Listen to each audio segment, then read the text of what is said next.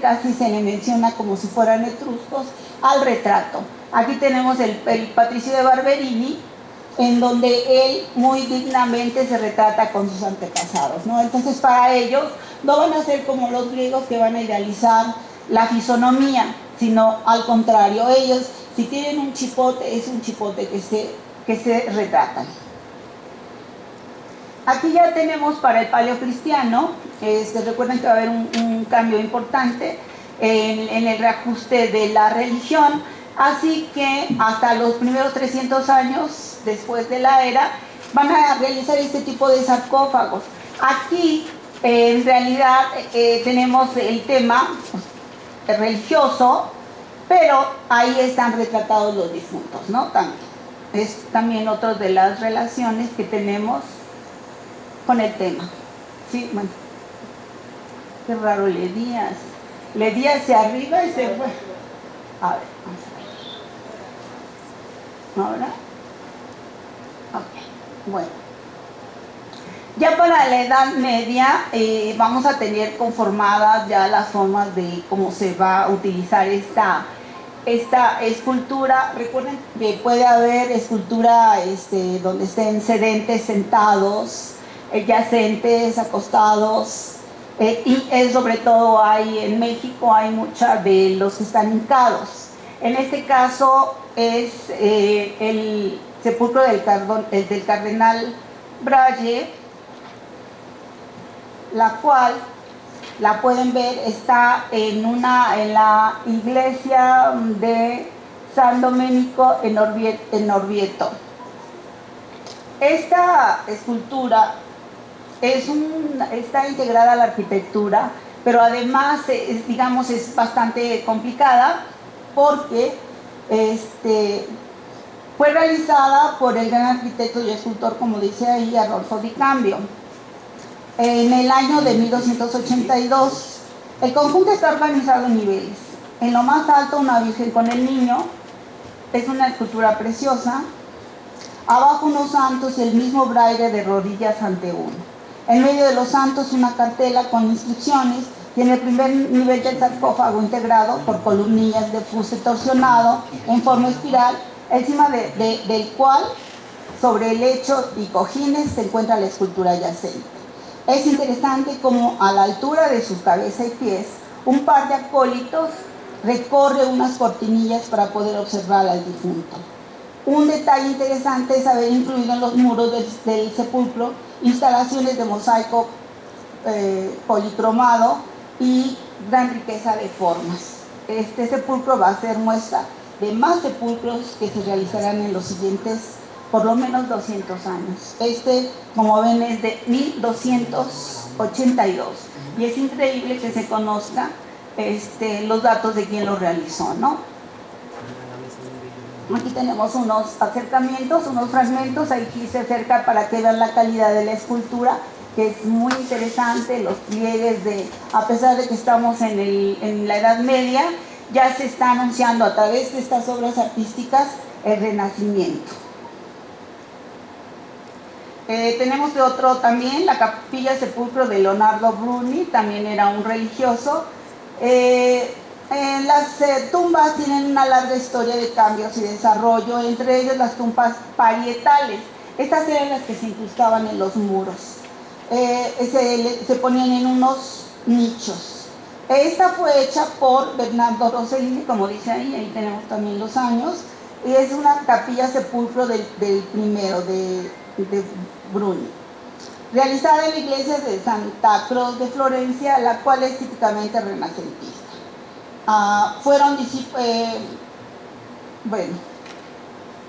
La tumba está realizada en mármol, enmarcada entre dos columnas corintias que sostienen un arco de medio punto y remate con un escudo de armas, flanqueado por dos angelillos.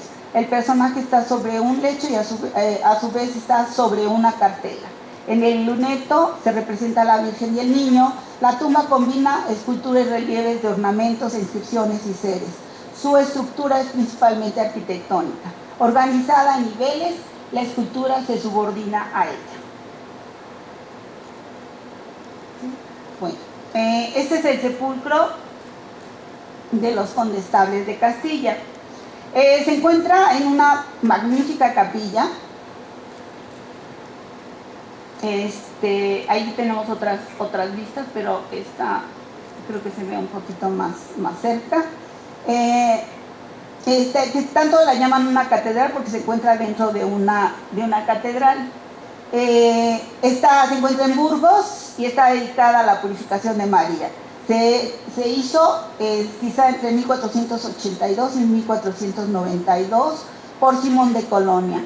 Las esculturas de los personajes yacentes están tratados con un realismo tan detallado, casi virtuoso, con profusión de elementos decorativos en sus vestiduras. Su estilo se encuentra en una transición entre el gótico y el renacimiento. El condestable de Castilla es Pedro Bermúdez de Velasco, era el capitán general del ejército en tiempo de los reyes católicos y fue nombrado por ellos virrey de Castilla. Y su esposa, doña Mencia de Mendoza, era hija del marqués de Santillana, uno de los escritores más importantes de la época, la cual mandó construir la capilla funeraria mientras su esposo se encontraba en campaña en Granada.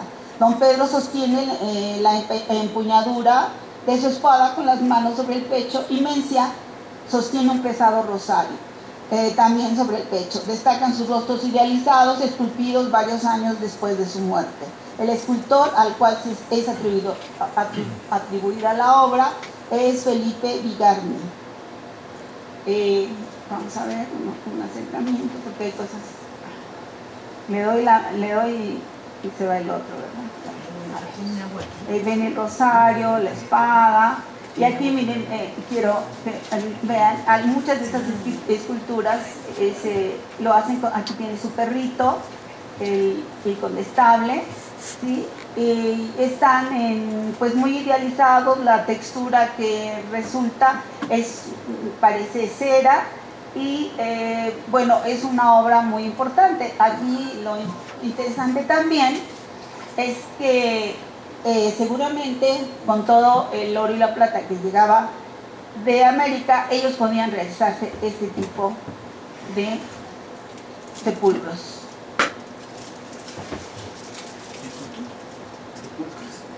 Voy para... Sí, aquí tenemos otro, también es extraordinario.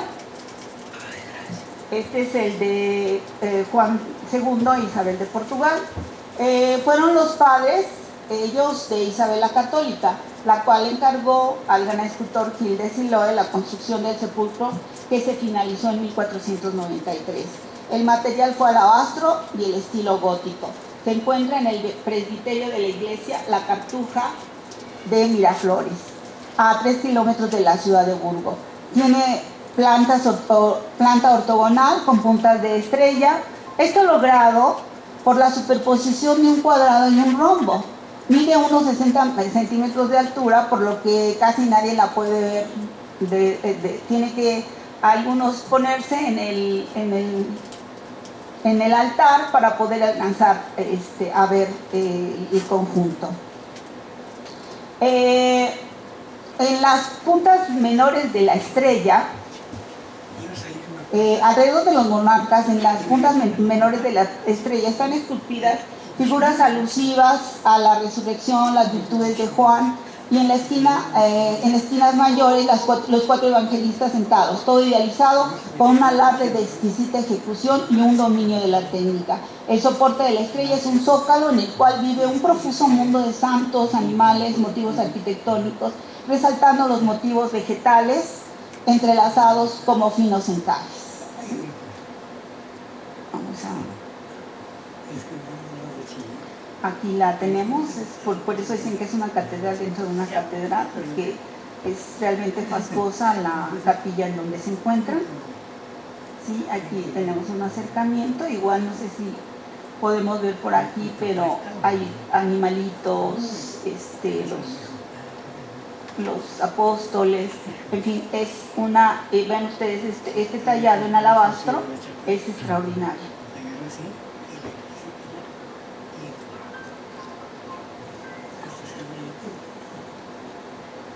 Ahora tenemos la tumba de Felipe IV.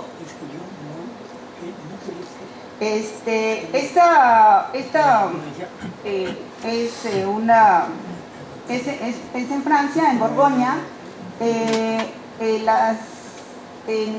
este lugar se llevaron a cabo en Borgoña increíbles sarcófagos, en este caso. Aquí tenemos, por ejemplo, el de Philip Pot, ¿sí? Es extrema la escena de los encapuchados en llanto hasta lograr casi una escena teatral. Es de una calidad artística excepcional. Esta tumba o sepulcro o una representación del difunto es una losa realizada. Bueno, ahí ya ni les voy a dar los datos porque ahí están para irme más rápido. Es una escultura en piedra policromada reforzada con oro y plomo. Sus medidas son de 1,81, 2,60 y 1,67. El cuerpo yacente del difunto descansa sobre una losa, pero no está muerto. Tiene los ojos abiertos y las manos cruzadas en oración. Bueno, vamos adelante. Es increíble esta. Y nos vamos al sepulcro de Isabel I de Inglaterra. Este sepulcro fue encargado por Jacobo I, sucesor de la reina e hija de María de Escocia, la prima de Elizabeth, que esta Elizabeth la había mandado decapitar. El escultor fue Maximilian Cole y el costo fue de 1.485 libras.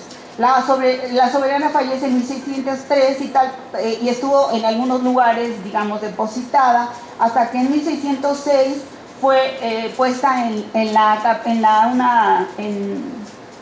Westminster, definitivamente con esta esculpida su sepulcro, ¿no? Es tallado en mármol. Bueno, aquí están las dimensiones. Muestra a la reina recostada. Sus manos y cara fueron tomadas de cuando ya la reina estaba anciana y entonces no se parece a los retratos que de ella siempre se tienen, donde siempre se presenta joven. Por eso es un poco impresionante estas esculturas, ¿no? Ella tiene un collar isabelino, después un collar en oro y perlas, todas esas cosas. En la mano está la urbe y en la otra algunas de esas perdieron. Casi todas las esculturas de las que estamos hablando han soportado la revolución, la francesa, en este caso también muchas, y casi siempre el pueblo los repudia, ¿no? Y algunos pierden las manos y ella ha sido restaurada también. Aquí tenemos la tumba ya en el barroco del cardenal Richelieu. También su cadáver sufrió así como tremendas cosas, fue decapitado, lo escondieron, el cuerpo no se sabe en realidad dónde estaba, hasta que se pudo, estoy hablando de su cabeza, ser enterrado así con muchísima seguridad para que no fuera vuelto a sacar, ¿no? Aquí tenemos su tumba, está en una capilla en la Sorbona, en la iglesia de la Sorbona. La situación de esta también es un gran trabajo de escultura y además es como del estilo barroco, donde hay una representación teatral de todo el conjunto, ¿sí? Bueno, vamos a ver, esta es la última. La escogí muy actual. Esta se terminó en el 2018. Es, como ven ahí, es de la reina Margarita. Ella mandó a hacer con 15 años de anterioridad su sepulcro. Está todo hecho en cristal. Adentro de la cápsula se encuentran las dos, digamos, esculturas en cristal. Era su esposo, pero como su esposo no era rey, nunca el pueblo le permitió ser rey, y entonces él, cuando ya murió, se cremó, y ahora la reina Margarita, nada más que muera, va a ser depositada en como ven, es cristal, es cobre dorado, y tiene En la base también ustedes ven unos elefantes, todo esto es simbología de Dinamarca. Y bueno, vamos a terminar nada más con las conclusiones. La escultura desarrollada en los monumentos funerarios fue de importancia, aunque no suficientemente reconocido en la historia del arte, pues escasa en fuentes y textos. Tampoco para la iglesia, pues la iglesia han sufrido infinidad de embates y no se han conservado. Es también testimonio para estudiar los hechos sociales respecto a la muerte de personajes importantes o no, pues estos siempre están relacionados con el conjunto de la sociedad. Como vimos con los españoles, esa fastuosidad es definitivamente por lo que les mandaban las colonias. Son también testimonios religiosos, muestran las expresiones del momento en que se realizaron, aporta a la historia y al arte, pues es un canal que relaciona varios siglos. En cuanto a su calidad artística, la mayoría representan cambios que fueron integrando las corrientes artísticas. Bueno, es todo. Muchas gracias.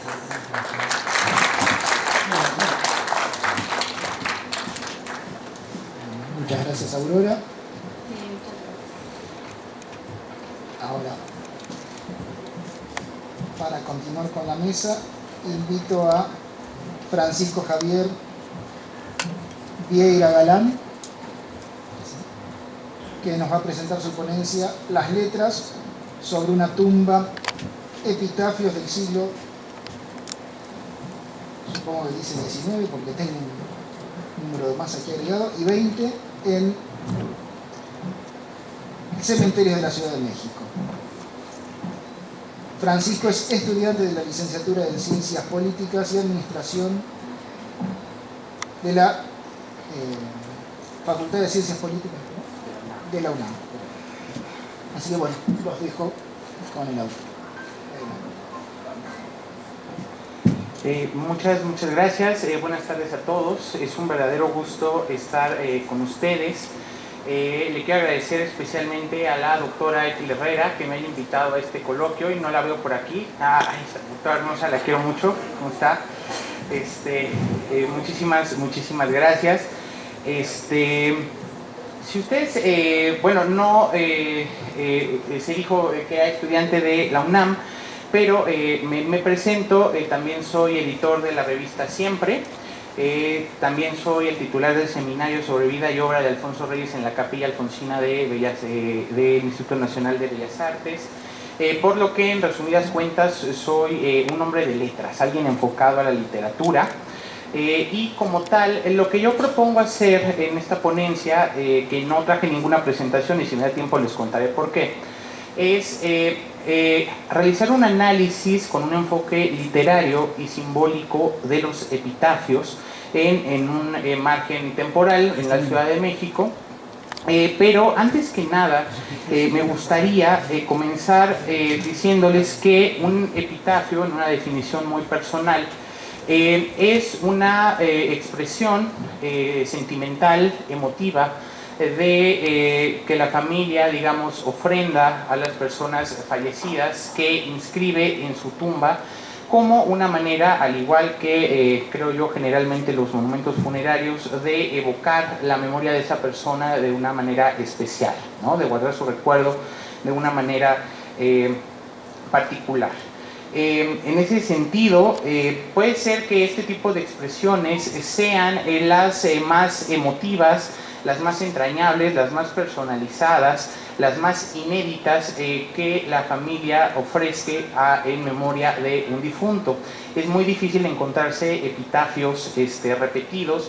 Normalmente son epitafios que se escriben únicamente para una sola persona. Es una manera, digamos, de distinguir al ser querido en la muerte. Y bueno, para realizar la interpretación que yo presento ante ustedes, tengo que decirles que hice toda una labor de Indiana Jones. Recopilé un total de 48 epitafios, 48 ejemplos provenientes de 4 cementerios en la Ciudad de México: el Panteón Civil de Dolores, el Panteón Francés de la Piedad, el Panteón Español de Tacuba y el Panteón de San Fernando. Del Panteón de San Fernando fueron muy pocos. Ustedes saben que es un panteón que está actualmente cerrado a público. y la mayoría provienen de los otros 3 cementerios. De estos 48 ejemplos que yo utilicé para realizar esta ponencia, les comento algunos aspectos generales en un sentido, digamos, técnico. El más antiguo de estos epitafios está fechado en el año de 1862, el más reciente es de 1994, es decir, estamos abarcando un poquito más de un siglo en cuanto al tiempo. Hay epitafios en cuanto a extensión literaria que son una sola exclamación, una sola frase, y hay epitafios que llegan a ser verdaderas composiciones poéticas de hasta 8 versos. En ese sentido, tengo que decirles también que en el espectro de la gramática y de la ortografía hay una amplia variedad del buen uso, porque hay epitafios que están perfectamente bien escritos, con todas las reglas gramaticales, con signos de puntuación, etc. Y hay epitafios que carecen de algunos de estos aspectos. Hay epitafios que están, digamos, mal escritos por completo. En el Panteón Español me encontré uno, por ejemplo, que tiene la palabra benditos escrito con V, ¿no? Que fue como que el mayor error que me encontré, el de los niños García Escárcega. Pero, bueno, estos señalamientos no influyen, digamos, en nada con el objetivo, el fin último de los epitafios. Y fíjense ustedes que de estos 48 ejemplos que yo recopilé en estos diferentes cementerios, me di la tarea primero de clasificarlos en 3 grupos respecto a lo que yo consideré su tema, de qué hablaban, cuáles eran los sentimientos que expresaban esos diferentes epitafios. Y logré, digamos, organizarlos en 3 grandes grupos. El primero de ellos son epitafios de expresiones de dolor. El segundo es de expresiones exaltadoras de virtudes, personalidad o rasgos distintivos. Y el tercero es de alegorías funerarias o referencias religiosas. Sin más, comienzo a explicarles cómo están conformados estos grupos. En el primer grupo de epitafios consideré todos aquellos que explícitamente muestran una expresión de dolor, de vacío, de remordimiento, de tragedia por la muerte de un ser querido. No tengo yo más que explicarles al respecto. Si alguno de nosotros ha pasado por eso, pues sabe que se siente feo, ¿no? Que alguien se muera. Y en ese sentido, únicamente les ejemplifico este tipo de epitafios con uno que encontré en el Panteón Civil de Dolores, que parece haber sido escrito por un hijo a su madre, como una especie de ofrenda por no haber estado presente en el momento de su muerte. Y dice así: sombra bendita de mi madre muerta, heme aquí sollozando de rodillas, empapadas de llanto las mejillas y de honda herida el corazón abierto. Al cerrarse tus ojos no me vieron, buscóme tu alma, me llamó y no estaba. Mis labios en los tuyos no bebieron el suspiro postrer, ni recogieron la lágrima que dicen que rodaba, ¿no? Ahí está un ejemplo de este tipo de epitafios. El segundo son aquellos que expresan virtudes, valores, algún rasgo distintivo de la personalidad de la persona fallecida. Tengo que decirles que este tipo de epitafios es muy interesante porque nos brinda información respecto a los valores, los arquetipos sociales que se manejaban en determinada época. Nos hablan, normalmente este tipo de epitafios son un listado de cualidades, de virtudes que tenía la persona fallecida, y nos habla de cuáles eran los perfiles que se tenían que cubrir en los diferentes roles sociales en determinados años. Lo que era ser una buena madre, lo que era ser un buen padre, un buen hijo, un buen ciudadano, incluso un buen profesionista. En ese sentido les enumero también algunos para ejemplificar. Por ejemplo, uno que dice: una mujer inolvidable, la cual en su paso por la vida nos fortaleció con su bondad, decisión y amor. O sus virtudes siempre la elevaron al más hermoso pedestal a que puede aspirar una madre, ¿no? O la bondad de su alma fue la norma de su vida. Incluso aquí me di la tarea de incluir algunos donde el epitafio, digamos, está relacionado con las personas, con la actividad profesional que desempeñaba la persona fallecida. En el Panteón de Dolores hay una tumba en donde están sepultados, por ejemplo, 4 marinos que pertenecían a la Marina Mexicana, y su epitafio dice: ayer navegantes partieron de orillas de arena, hoy luceros marinos y recuerdos eternos, ¿no? O también algunos a los que las situaciones de su vida pues dieron origen a lo que está inscrito en su tumba. Por ejemplo, la esposa de Manuel M. Ponce, que yace ahí muy cerquita de él en la rotonda de las personas ilustres en Dolores, tiene un epitafio muy bonito que dice, es de Elena Murray de Ponce, y dice: esposa de Manuel M. Ponce, milagro musical de México. Tú, su musa, compañera y guía, milagro sustancial de su fantasía infinita, ¿no? Vean qué bonito epitafio. Y dentro del tercer grupo están todos aquellos epitafios que, si bien no hacen una referencia directa a la persona fallecida, a sus cualidades, ni tampoco, digamos, de manera explícita al dolor de la pérdida, hacen una especie de alegoría, una especie de metáfora del suceso de la muerte. Sigue siendo igualmente representativo e igualmente emotivo. Les enumero